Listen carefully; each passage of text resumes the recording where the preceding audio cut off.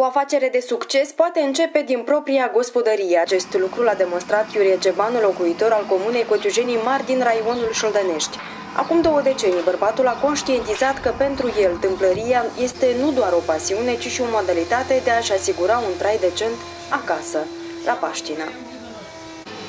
Iurie Ceban a absolvit școala de meserii și este lemnar de profesie. În anul 2000, bărbatul a înțeles că tâmplăria este domeniul care nu doar că îi place, ci îi poate aduce și venit. Am învățat lemnărie, tâmplărie și dulgherie, am învățat-o 91, 93, 90-93, că tare așa se primește.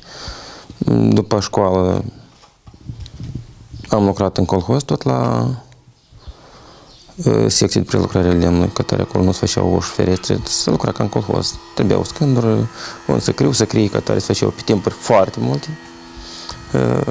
Pe urmă am lepădat, nu plăteau colhozul bani, am lepădat școala, am lepădat lucru din Drastea și am pornit a lucra în 98-9.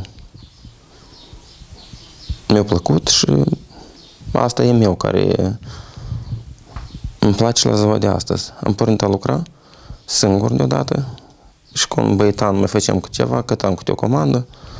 Eu aveam strung, el n-avea nimic și făceam împreună și cu asta el părmă s-o dus deoparte. Și câte o leacă am început a mări afacerea. Am construit atelierul în 2004, care este a mea. Până în 2004 nu avem nici atelier, nu avem nimic, lucram cum se primea, unde se primea. Într-o bucată de casă atelier, într-o bucată de casă locuiam, așa au fost, asta nu-i de ascuns. Foarte mulți care mă știu tot rânduială. Am deschis întreprindere în 2007, parmis. Am deschis în Sirele, am angajat muncitori. Să nu spun, până la 2007 tot au fost muncitori, dar așa, pe patent, cum era. Din 2007 deja oficial se lucrează până la ziua de astăzi.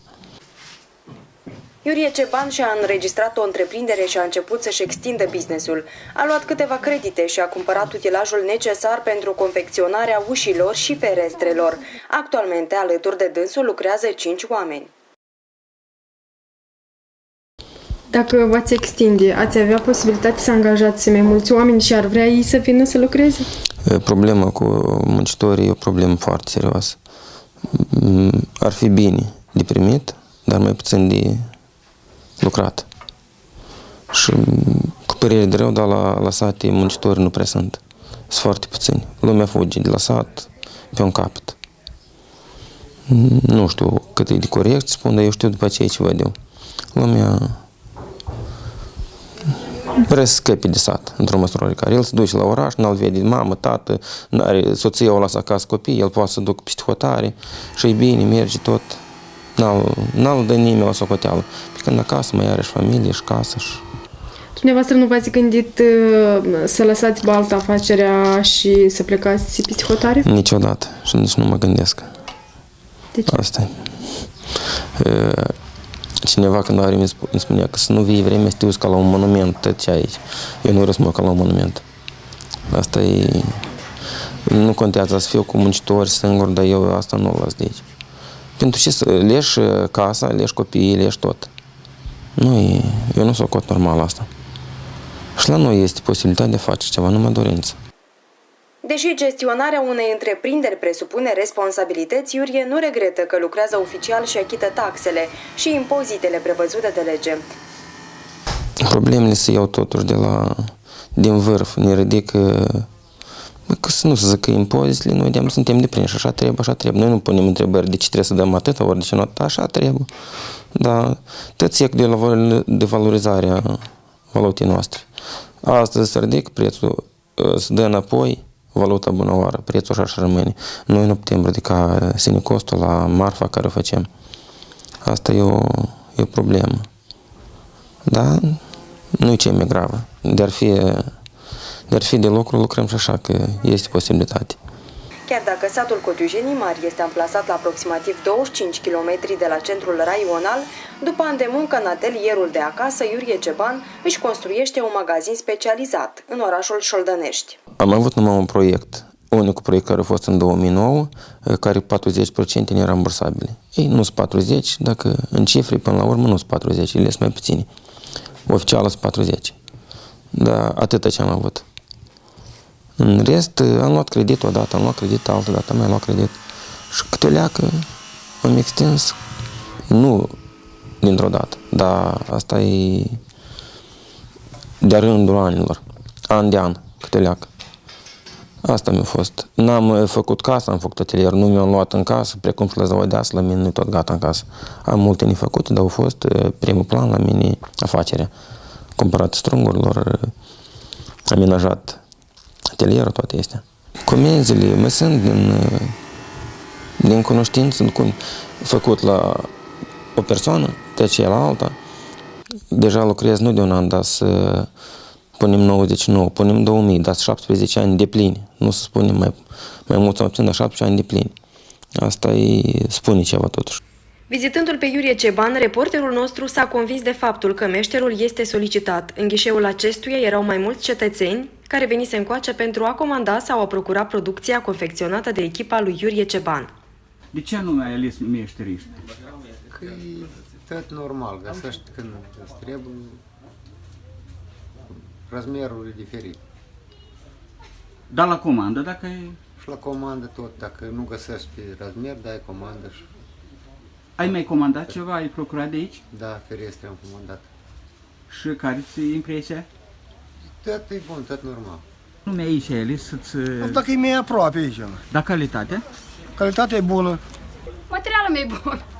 Numai materialul, dar... Da, și calitatea, și lucrul, și prețul, Am făcut ușele în casă, foarte calitative, el le-a montat din banii lui, din astea am plătit cât mi s-a convenit doză și foarte, și am mulțumit, foarte mulțumit de ușele care le-au făcut.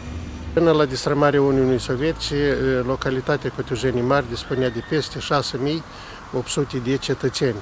În localitatea Cotiujenii Mari erau peste 33 de întreprinderi, de organizații, plus gospodărie agricolă. În aceste 33 de întreprinderi și gospodărie agricolă activau peste 3.800 de lucrători. Cunoaștem foarte bine la moment că toate întreprinderile de stat au dispărut, gospodăriile au dispărut agricole, azi la moment au rămas întreprinderi private și agenți economici privați. Deci suntem foarte satisfăcuți de agenții tineri care au apărut în localitatea noastră. De pildă avem Iura Ciobanu, construiește la moment ferestre, uși, diferite lucrări de tâmplărie. Avem alți lucrători privați, sudori, unde ne repară porți, ne construiesc porți, diferite lucrări care au nevoie cetățenii noștri. Sperăm să ne extindem ceva la Șoldănești.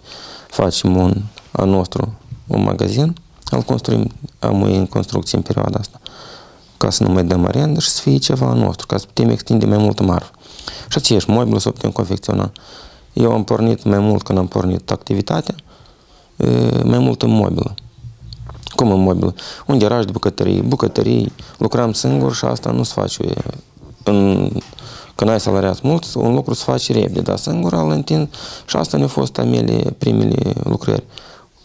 Să zic că ușa am făcut, la început am făcut o ușă, 2-3, dacă le făceam acolo, ea în lună. Dacă le făceam în lună. Făceam un garaj de bucătărie și ala trebuie să-l faci minim 2 săptămâni. O bucătărie, cel puțin o lună o făceai. Da, dar era normal. Antreprenorul spune că este foarte confortabil să lucreze de acasă. Totuși, crede el că lansarea magazinului specializat despre care vorbea în orașul Șoldănești ar favoriza sporul comenzilor. Actualmente, Iurie Ceban arendează o gheretă în centrul raional, unde primește comenzi din tot raionul și nu numai. Acești agenți economici tineri noi lucrează pe formă de patent.